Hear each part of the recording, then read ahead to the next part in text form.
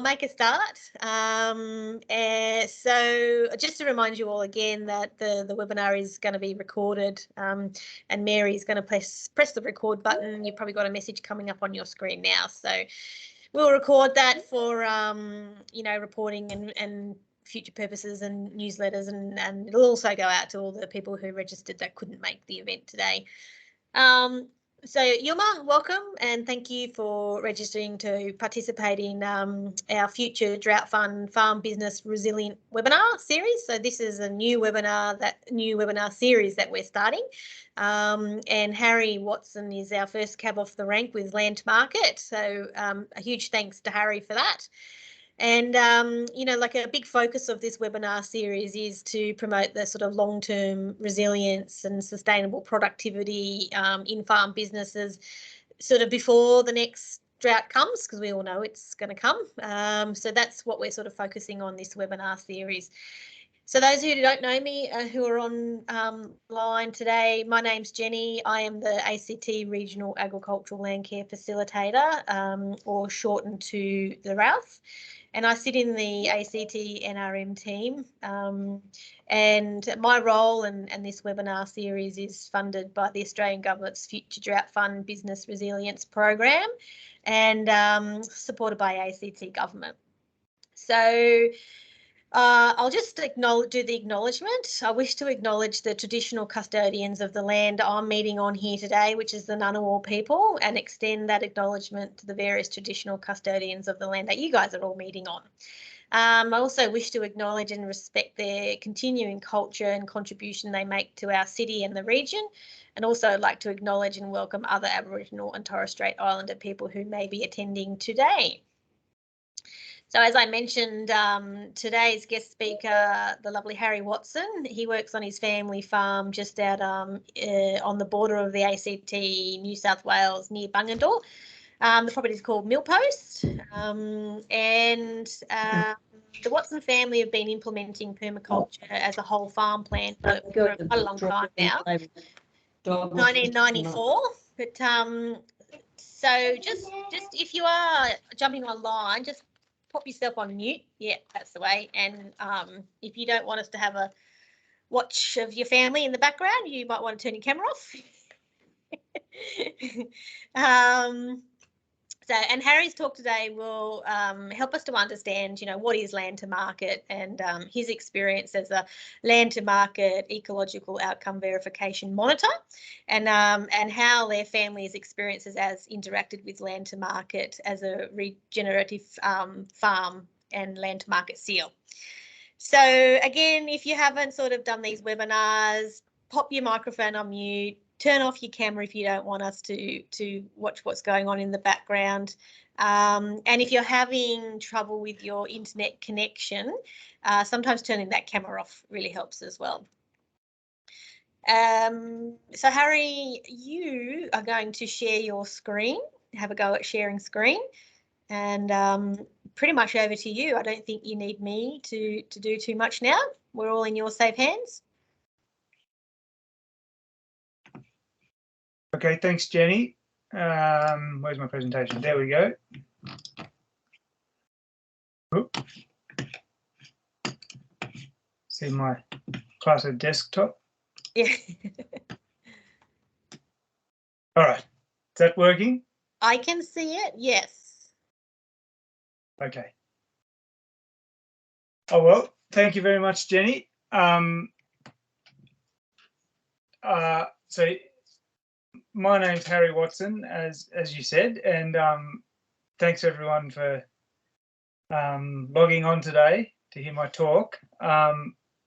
So I think what we'll do is I'll give this presentation, should take about half an hour.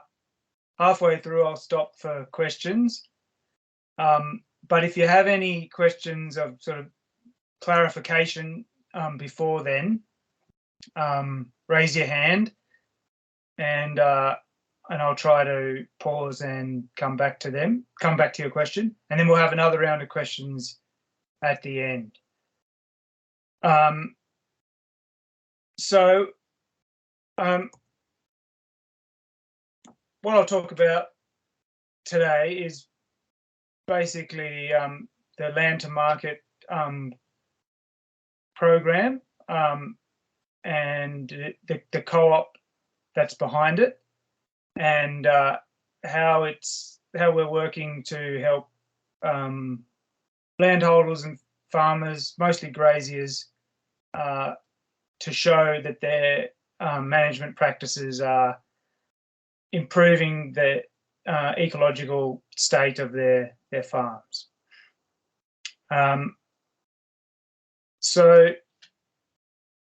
if it's all right, I'll just launch straight into it. Yep, go for it. Okay. So a bit of background information. I don't know, some of you might have heard of Land to Market, might have spoken to people, some of our members, but some of you might not have. So it's Land to Market is a program or a brand of the Savory Institute, which is a globally active organisation, but based in Colorado. And they started Land to Market, I think probably about 5 years ago, as a way of linking farmers who are practicing regenerative farming with a customer base, basically. And the vision is to give those farmers a robust scientific, some robust scientific data to be able to show with confidence to their customers that what they're doing is regenerative. And Land to Market Australia is one of the hubs of Land to Market. So there's all these orange dots on this map are hubs that are helping to roll out EOV. And so you can see there's a hub just about on every continent. There's a lot in the States, of course, and there's a little dot in Australia, and that's the Australian hub, the Australian Holistic Management Cooperative, which is the co-op behind Land to Market Australia, and we're licensed to use the Land to Market brand as Land to Market Australia. And sorry, I've jumped ahead a bit there. As I said, the vision is basically to allow farmers to sell their product with a seal on that product that says that they are regenerative. And all the grey dots are the farms that on this map. All the grey dots are farms, or what we call land bases, that are in the program. And the other end of the, I guess, of Land to Market is brands that have come on board who want to sell regenerative products. So a lot of our members are doing direct marketing with their own brands and using Land to Market, using the EOV seal, which we'll talk about in a minute, themselves. But then members are also able to sell their product to these brands that wish to use the seal as well. And so we're getting new brands coming on board regularly. This is just some of this is a screenshot from the list of brands on the Land to Market website. You might recognise some local ones there, like Barbell Foods, Harris Farm, but there's some very big multinationals involved as well. Yeah. So who else is involved? But yeah, at one end you've got the brands, and at the other end is the farmers who are actually growing the products. And so, and my role is as a monitor, apart from working on our own farm, I also go out and do ecological monitoring on other farms too. And so this is some photos from some of the farms I've been to in the last 6 months. Most of our monitoring is done in the spring, but as you can see there, I was down at, in that photo in the top right, I was down at Tilba just a couple of days ago, monitoring there. I've been in Victoria in the spring, and then a lot of monitoring around here and in the sort of southwest slopes and Riverina. But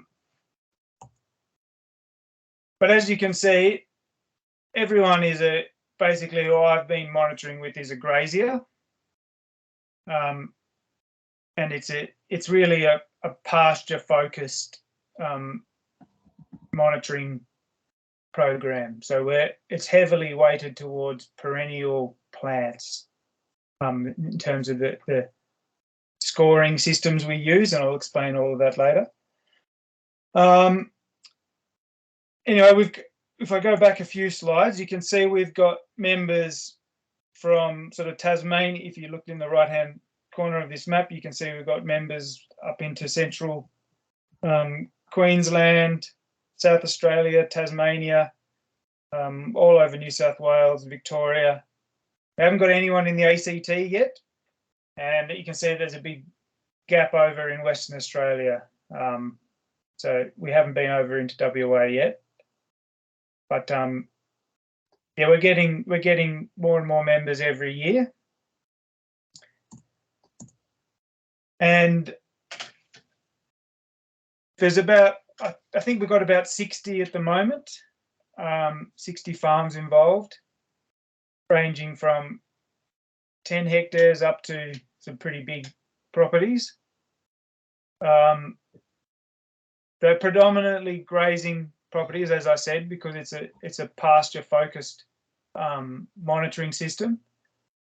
Got beef and lamb and wool, quite a few egg producers, a vineyard where he's using livestock in the vineyard,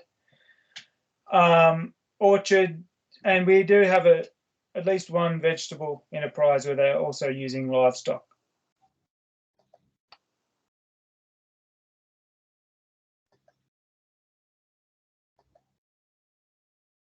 So I've done sort of the who and the what to some degree, but why are these landholders joining up to Land to Market? It's one of the first things I ask them when I go and do the monitoring, because I'm always interested as to what motivates people to be a part of it. And as I said, some farmers are involved in direct marketing their own produce, so vertical integration, and for them it's a fairly obvious marketing tool. We're seeing increasing demand for regenerative ag products, and if you can show with a seal on your packaging, so if you're selling vacuum packed meat, you can put a seal on that says you're verified as a member of Land to Market. You've got the EOV seal, then your customers can have confidence that your farm is regenerative. So that's one reason. And so far, we've mostly had, I guess, brands that are, or businesses that are already established with direct marketing, just adding the seal to their existing labels as just to I guess reinforce their credentials. But yeah, I'm looking forward to some farms actually launching their own brands as a result of joining up to Land to Market. Another reason that a lot of farmers have joined up is that they're not doing direct marketing necessarily, but they're really interested in the data that we can provide.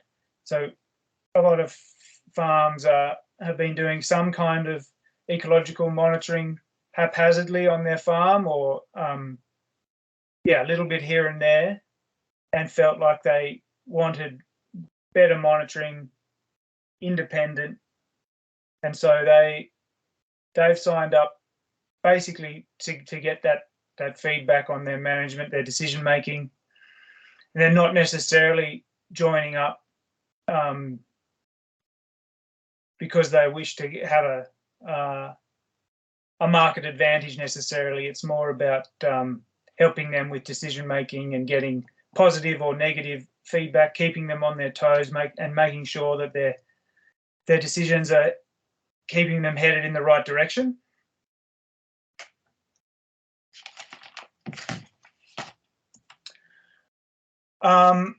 Another reason that farms are joining up is to allow them to access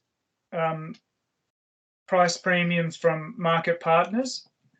And so that there are brands now that are actively seeking verified produce from our cooperative, and so they're paying a premium for that product. So that's sort of behind a big project we're just kicking off now in the next few weeks, which I'll talk about a bit later. And then I guess when I talk to people, the other reason they give is just that it's sort of an altruistic reason, in that they just want to be doing something good for the planet, or say for the climate, or they have sort of altruistic motivations for signing up. And I guess that comes back to the monitoring, helping them make sure that they are improving things on their farm.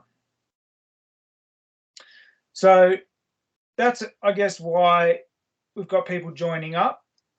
And then I also sort of, and I won't go too much into this, but personally, part of the reason I'm doing this work and why our farms signed up to it, and why we're farming the way we are, is because I strongly believe that conservation and regeneration of our the ecosystems that support not only agriculture but life in general on this planet, I believe that needs to happen not only in designated reserves and national parks and so on, but needs to happen on farm as well, if we're going to get through the crises that we're facing, unfolding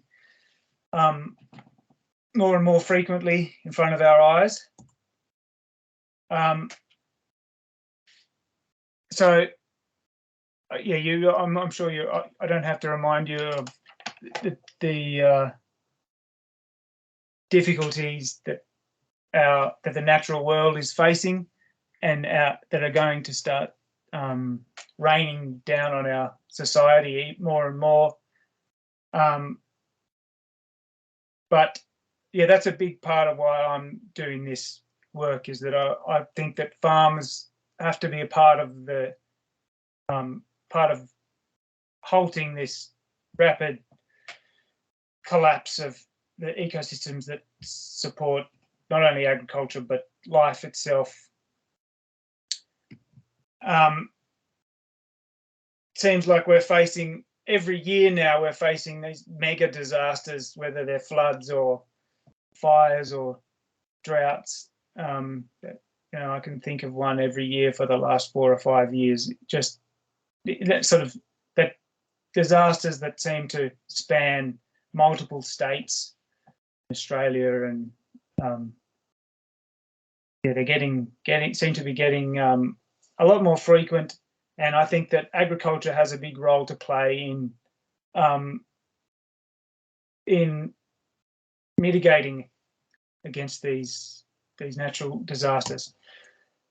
And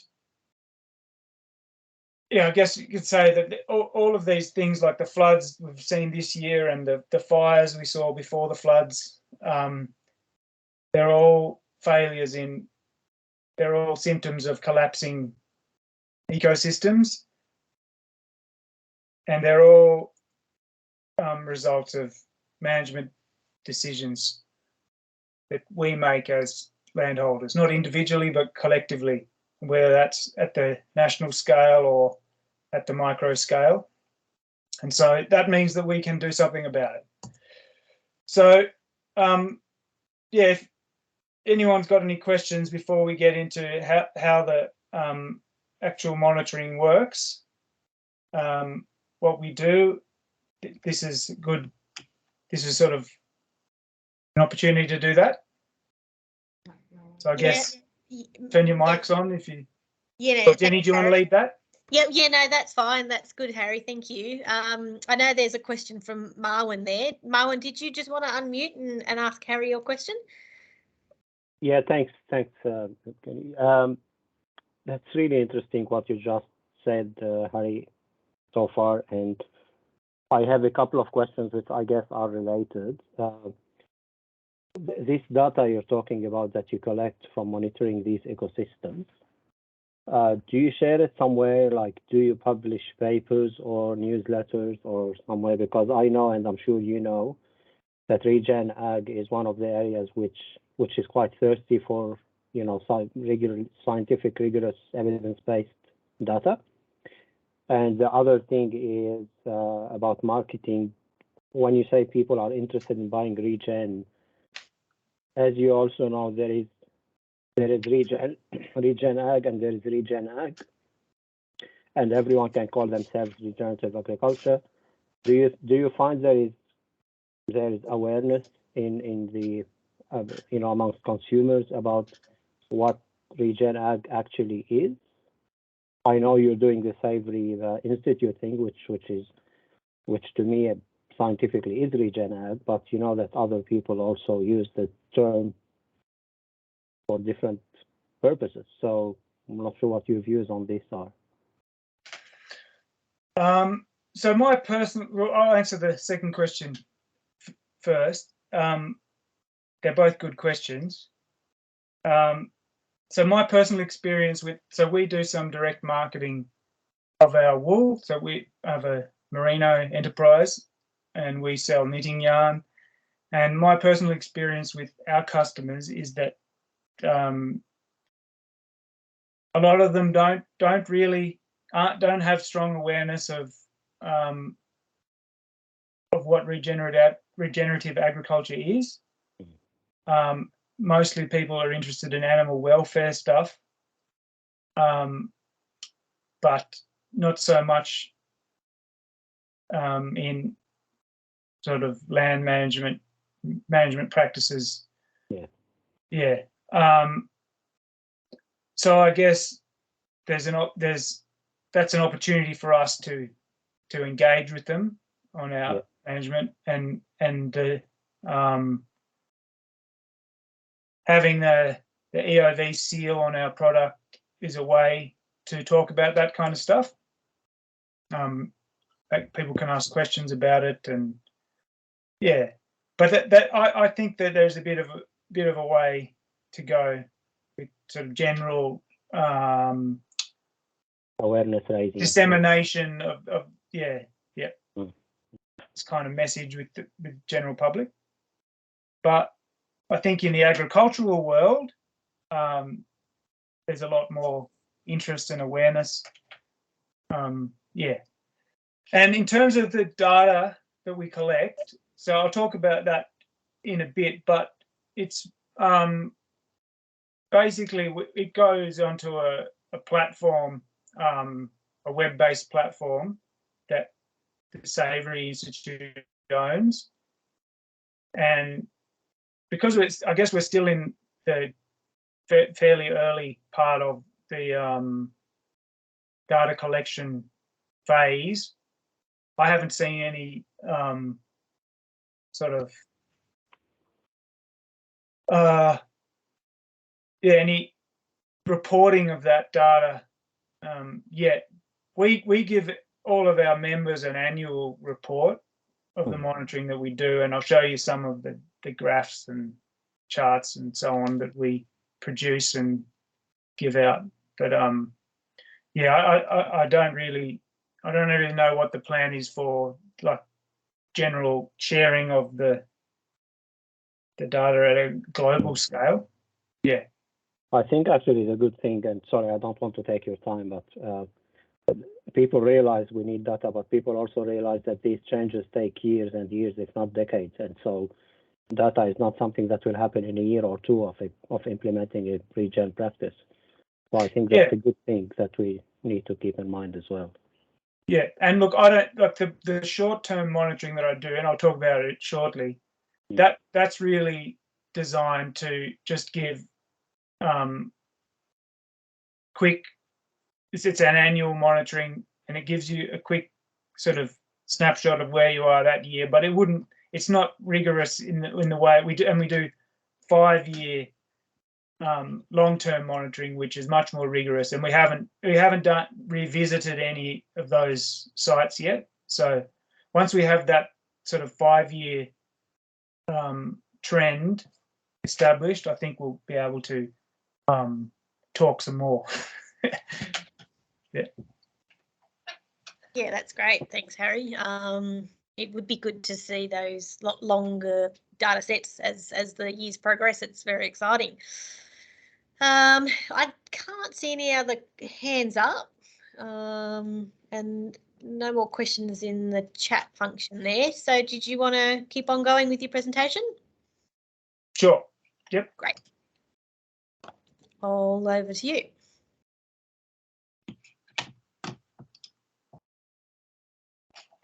Bear with me a sec. All right.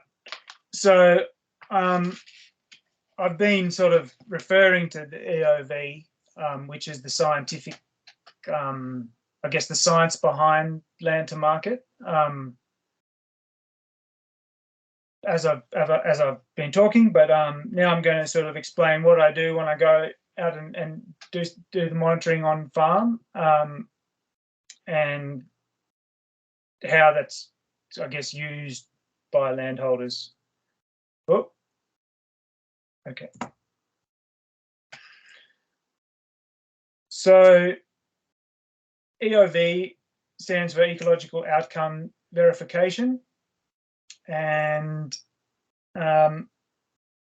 it's a monitoring system that is designed to give you a picture of the ecological integrity of a farm or a paddock, pasture that's in production.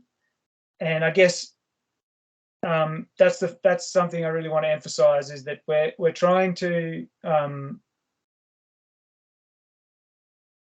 show that, or show or not, that our land management processes are safeguarding biodiversity and improving ecosystem function at the same time as they are agriculturally productive.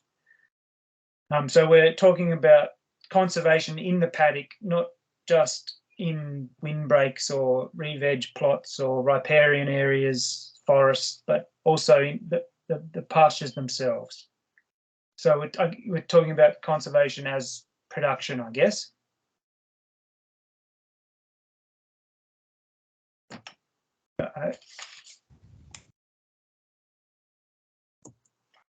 Not sure what's happened here.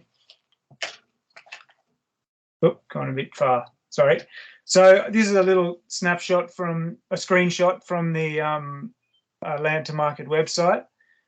And basically, when we do our monitoring, we're focused on 4 main things: ground cover, water infiltration, biodiversity and soil carbon and soil health.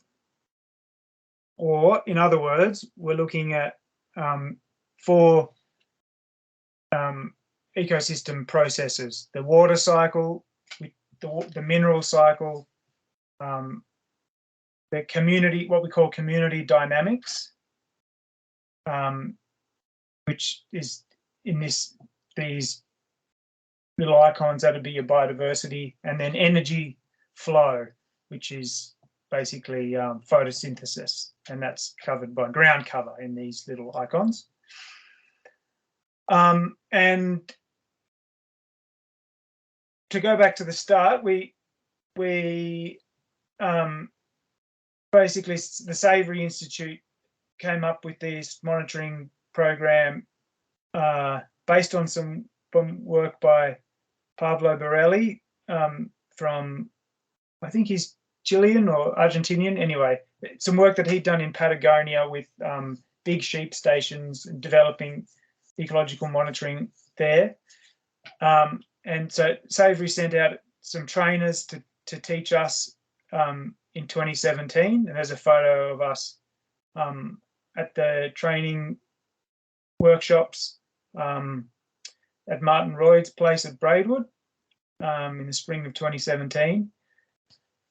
And so we only started setting up monitoring baselines on farms in 2018. So we've only really been doing this for 4 years, and in that time we've set up baselines on about 60 farms throughout, mostly Southeast Australia.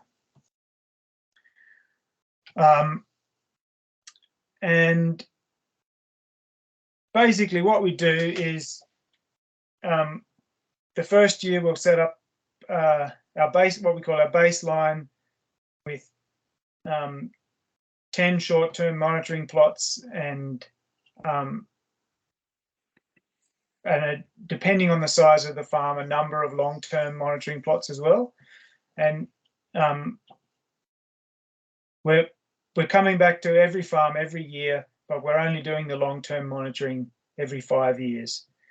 We've got a pretty basic monitoring kit to try and keep the costs down, and we try and make sure that we're only doing 1 day's monitoring per farm per year, just to make sure that that membership fees are reasonable.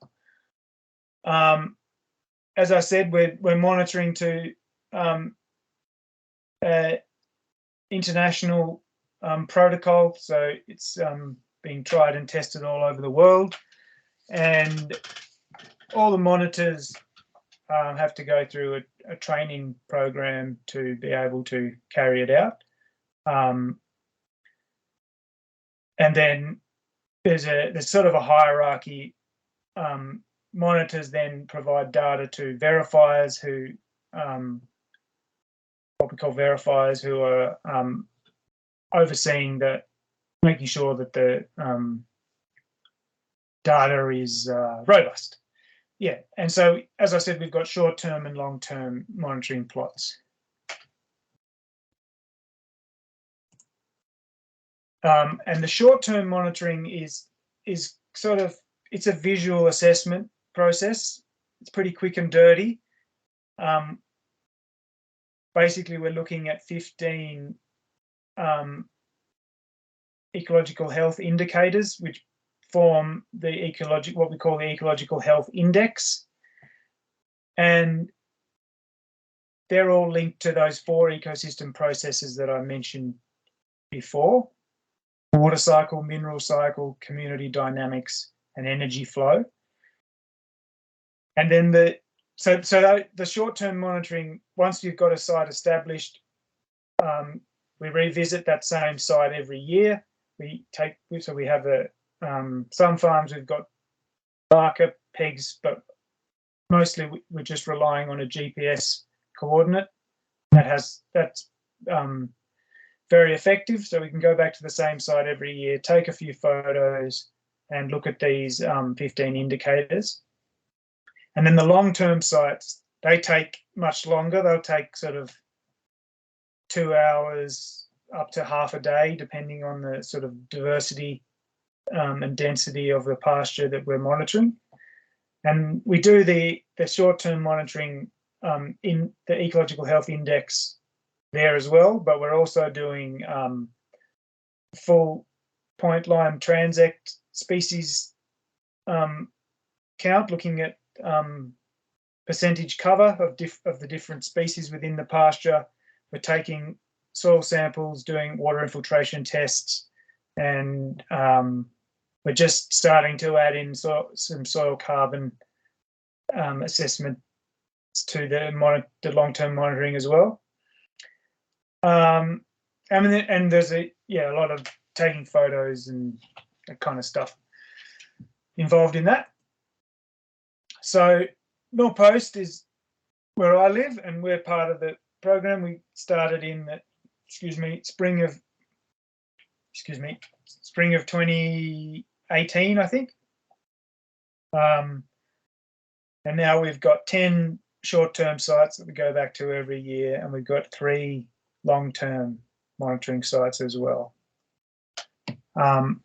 And those long-term sites, they're all the way we set it up is that we try to capture the diversity of land type or soil type or ecosystem type on every farm. So we put the long-term sites in the dominant land type or types, so that we're trying to capture that that diversity. We don't want to put them all in the best paddocks or the worst paddocks, but trying to capture the full picture. And I'll just quickly go through the ecosystem processes that we monitoring. But we're looking at things like live canopy abundance.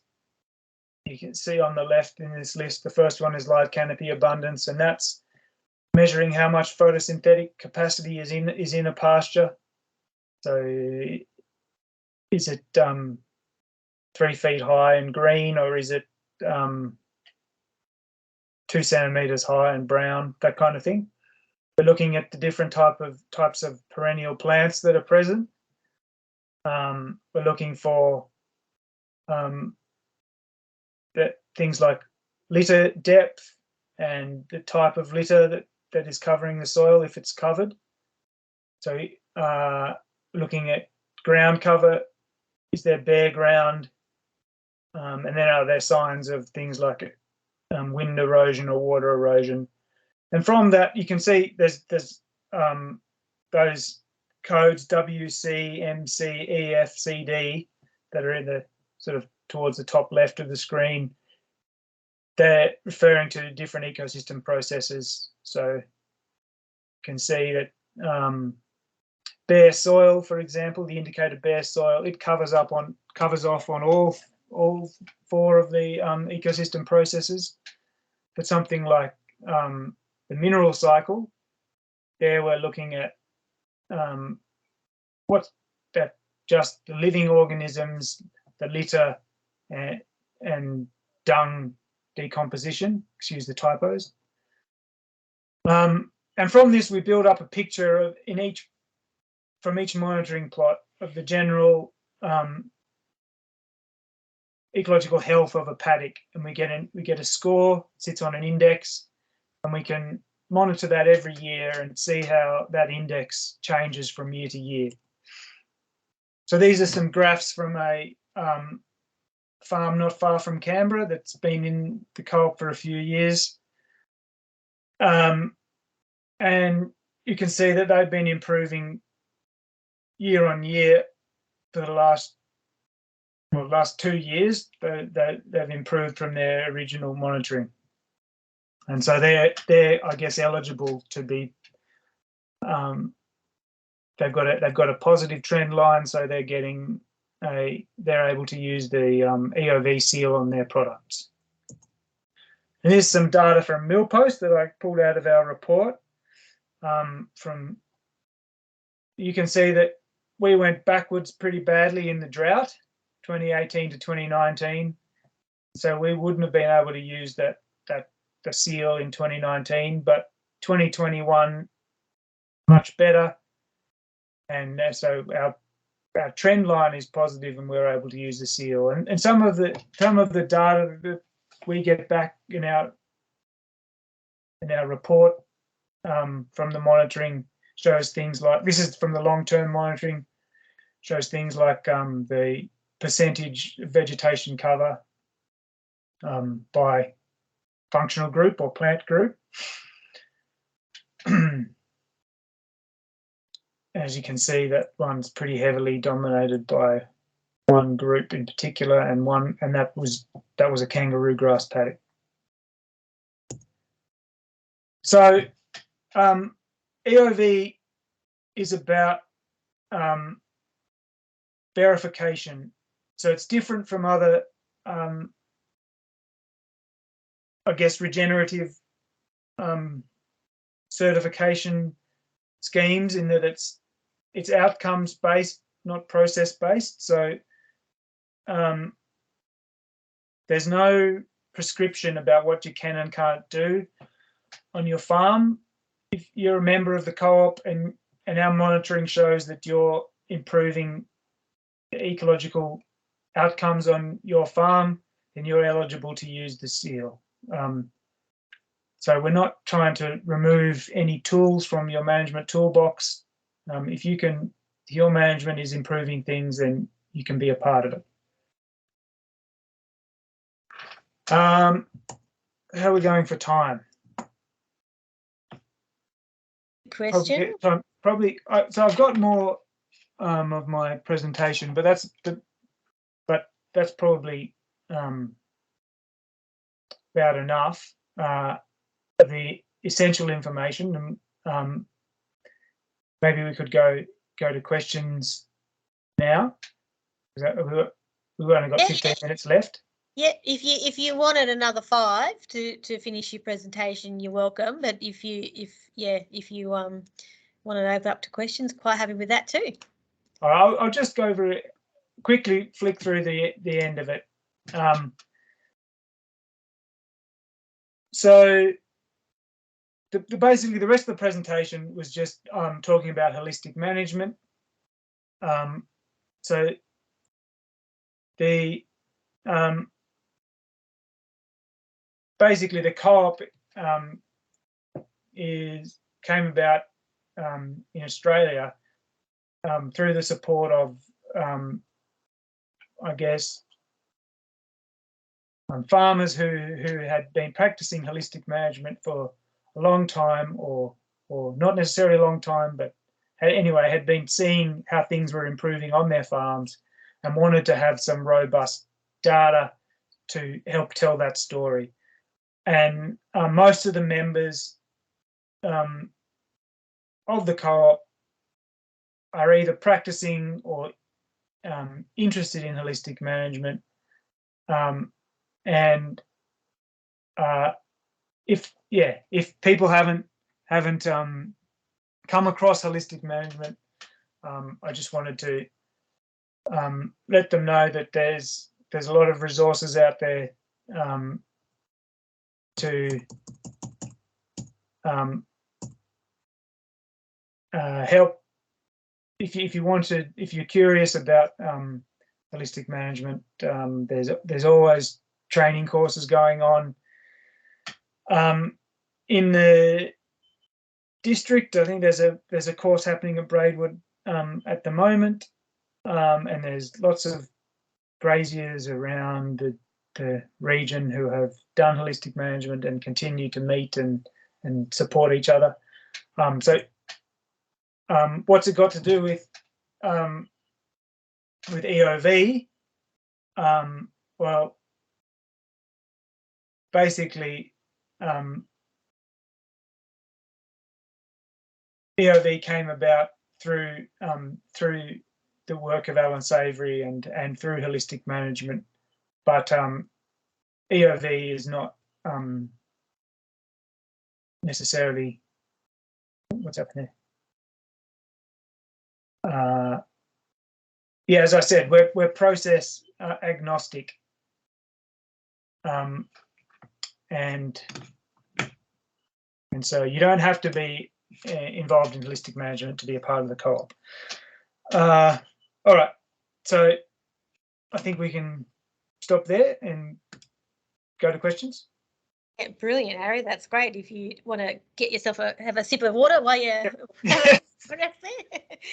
that's fantastic. A lot of information to digest, and I certainly have a much clearer understanding of land to market now as well. So I've got a couple of questions, but we might have a look in the chat here. And then, Marwan, we can get you to ask another question if you like. But Harry, we've got a question from John here. What's the minimum time to become verified, and rough cost? Oh, yeah. So that's very good questions. So 1 year is, so we have to have 1 year basically before we can establish that things have improved. And that's pretty, yeah, we can't have a trend after 1 year, but we can have a comparison. And that's enough basically to allow you to start to use the seal if things have improved in that 1 year. And the cost, so to be a member, you've got to pay, to be a member of the co-op, you have to buy some shares, 3 shares minimum. I think they're $200 each. And then there's a signing on fee as well. So I think it's about, sorry, something's going on my computer. It's going to be about $3,000 in that first year.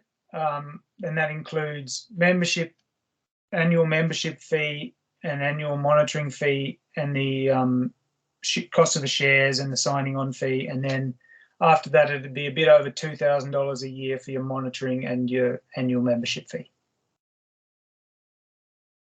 All right. Don't have the exact numbers in front of me, sorry. Yeah, no, that's good. Thank you. John, let us know if that hasn't answered your question. And we've got just a question from Catherine here about the methodology that you use. Is it compliant with systems of environment economic accounting, if you're aware of that at all? Don't know. Don't know. We can get that one, we can check that one out for you if you like, Catherine, offline. And also,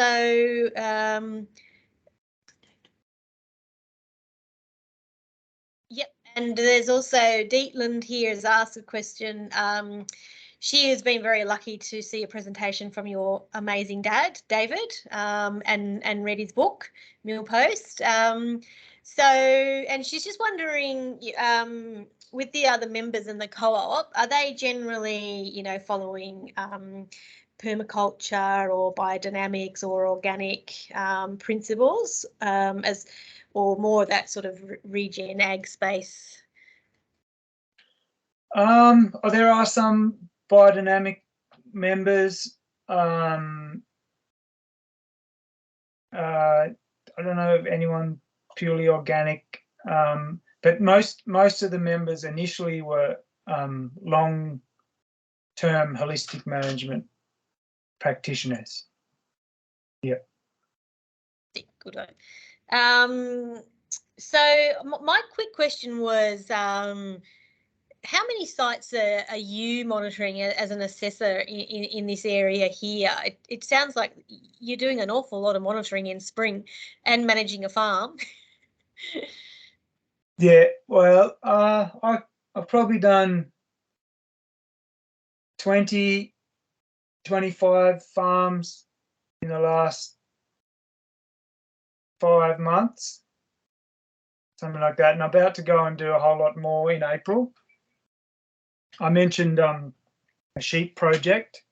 So a big skin and hide company has approached Savory Institute wanting to buy sheep skins from a from regenerative farms, and so and they're basically supporting EOV, so paying for monitoring, paying for holistic management training for people who sign up to supply them with sheepskins. And so we've got a big project, just kicking off now. So if anyone is a sheep producer interested in that, then get in touch, because there's opportunities there. All right, fantastic. We've got 2 other hands up here. Marwin, I'll get you to unmute yourself if you like, and then we'll go to Dave. Okay, thanks. 2 quick questions, really. Harry, do you work with other regenerative groups like the Regen Ag Alliance or Solve for Life and similar groups? And the other one is, do you intend in the future to cover more of the rangelands? Because I noticed the sites are around kind of the marginal rangelands, marginal high rainfall rangelands areas, but I think rangelands would also benefit from applying some of these principles. So is that something in the horizon for you guys? So second question first, yes, and we're starting with this sheep project. We're starting to creep out into I guess that rangeland country, in the Western Division. So some big farms are coming on board in the next few months. And in terms of regen ag groups, look, I can't really answer that question. I'm not involved in. I'm a details guy. I go and do the monitoring, and the board of Land to Market, or the co-op, the people who act in that space. But there's lots of. I mean, all people are always engaging with other groups, cooperating, but I can't speak to how that works, I'm afraid. Yeah, thank you. Thanks, Marwin, for those questions and your input. Now, Dave, you still there? Yeah, fantastic. What's your question? Yeah, thanks, Jenny, and thanks, Harry. Love your presentation. Absolutely love the concept. I think, some people just don't get this kind of stuff and others do. And I think, to me, it just makes absolute sense for the producers, for the consumers, for everyone. It just makes a lot of sense. But my sort of question, I guess, was in a previous life, I've been a fisheries manager, and I've seen in fisheries how the Marine Stewardship Council, which is an international environmental accreditation system in fisheries, how that operates, and just enormous difficulties in trying to get that up and running with individual fisheries in Australia. Conceptually it's very simple, but you need to work on the marketing on one end for people to want to have this labelling for it to, take off in the marketplace. On the other hand, you need to be working with farmers to understand and contribute. And I just think it's an enormous challenge, but I think it's a great one. So, positive comment about encouragement. And I guess the question is, how much growth have you seen over that 5 years? You've got 60 farmers involved now. Do you see it sort of taking off exponentially, or it's a bit steady as she goes? Yeah, no, it's there's plenty of room for growth, but it's a bit of a chicken and egg scenario, because we need the main issue is that brands need continuity of supply before they can sort of commit to marketing, and so they can't just be occasionally selling regeneratively produced beef or whatever. They need to be able to be constantly supplying their customers, and so that's it's difficult, but it's difficult to supply, to build that sort of supply if you don't have those brands committed. And so we're still in this phase where we're kind of building a whole lot of members with expectation that they will be able to take advantage of price premiums from brands. But yeah, it's tricky. Hopefully we'll get to a critical mass in the next couple of years where we can have that continuous supply of meat. That things like something like wool is a bit easier because it doesn't have a shelf life, and so you can sort of stockpile it. But yeah, it's like I say, we're still waiting till we can get to that level where we have enough critical mass that we can go to brands and guarantee them supply. Yeah. Okay, thanks, Harry. But it's a lot more successful at the micro level, I would say, Dave, where you've got individual farms with individual relationships with the butcher or butchers, that kind of thing, where they can just be supplying, a small, a few animals a week, every week, and that works a lot better. But when you get to big business, not so easy. Yeah. Okay, thank you. Yeah, you're right. It's the chicken and egg thing, isn't it? That's good, Harry. Now we've got a couple more quick questions here, and keep the questions coming through. If we don't get to them, we can always get Harry to answer them afterwards. But Kimberly's got a question.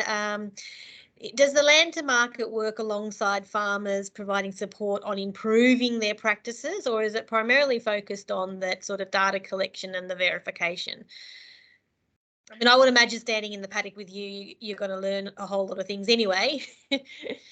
Yeah, so we're not really in the business of giving advice. We're not consultants, we're just monitors.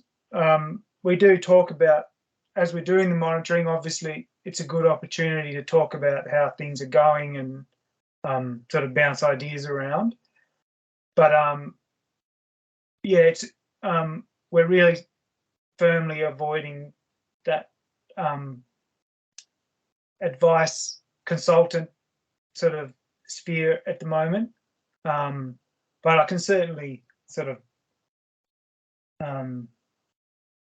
suggest options for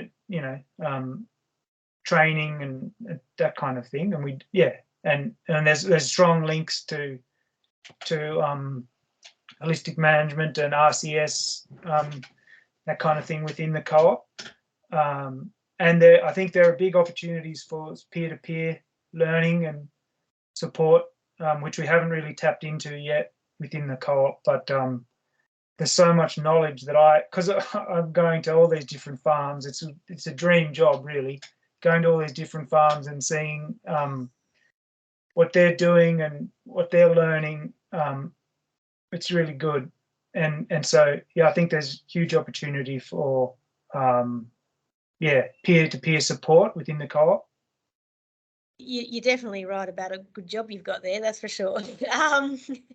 So just one more question from me, and then Catherine's just got one more as well.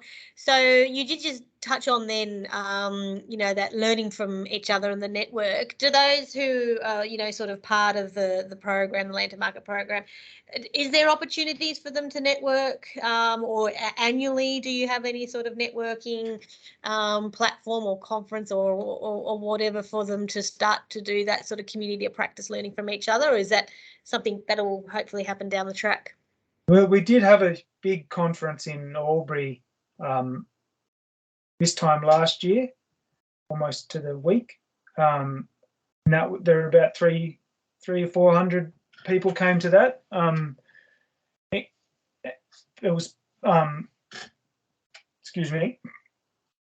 run by Land to Market. We had a whole lot of guest speakers and then a day of field trips to various properties within sort of few hours of Albury. Mm. And I'm sure we'll try and do that again, but it was a big effort. I don't think we could do it every year. And it got pushed back a year because of COVID. So, yeah, there is capacity within the co-op for that kind of thing. We showed that last year, but yeah, it's a small organisation that mostly run by volunteers, and so everyone's got in their spare time jobs or farms to run as well, and so yeah, we could improve in terms of the networking for sure. Yeah, sure. Yep. But there is scope for members to organise that themselves as well. So we've got this big network. We could facilitate networking. Yeah. I think Marwan, are you saying that on the Land to Market website that there's a gathering on the 2023? Is that what you're saying? Yeah, I think I just saw that very quickly, skimmed through the webpage, and right, it says that it will build on the one in Albury. So I think that's good. Yeah. Good news to me. You'll get your task list shortly. So just with the sort of international verification systems, does the data that you're collecting align with any other verification systems, or is it sort of at the moment standing alone, Land to Market?